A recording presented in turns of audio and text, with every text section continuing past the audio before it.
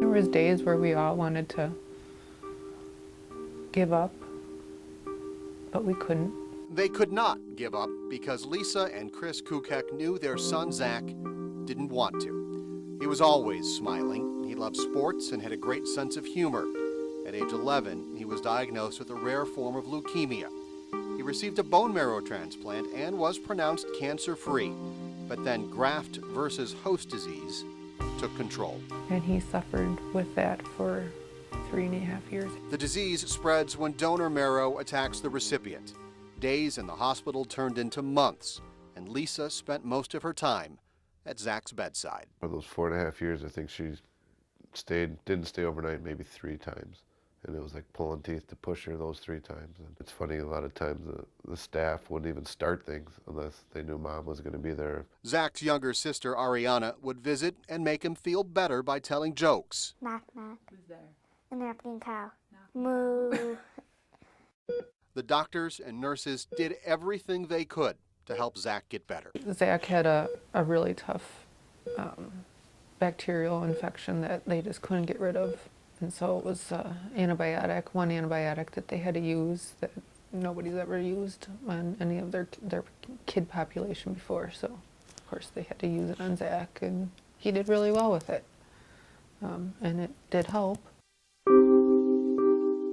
But soon, Zach's young body could not take any more. And in this last hospital stay,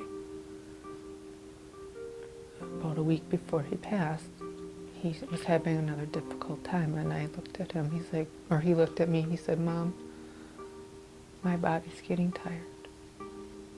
So he said, I don't want to give up, but my body's getting tired. And I said, I know.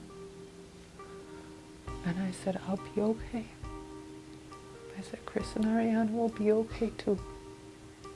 And he waited for the right time for all the family to get there and see him one last time. The Packers to win. Yeah. Had to wait for that. Zach passed away October 4th, surrounded by family and friends. He is buried next to his sister's school. So she'll go there after school and tell him about the day and see how it went, how different it is. Though just a few weeks have passed since he died, his family wants to share his story because of how important the MACC Fund has been to them. And just everything, the staff, the money they provide in order to research and find cures and support the wonderful staff that they have there that did become our second family. And I know that they really cared for him with all of their hearts.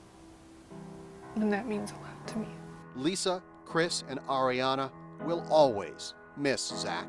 Being able to get to go out and do things as a family, all 4 of us. And I think that's what we miss the most. And they don't want anybody else to ever have to go through what he did. His story is such an inspiration. His fight and his courage is such an inspiration, and Zach beat cancer. He beat the leukemia. Just didn't beat the side effects. He didn't beat the graft versus host, and that's what we have to figure out, and they can do that at the MACC Fund.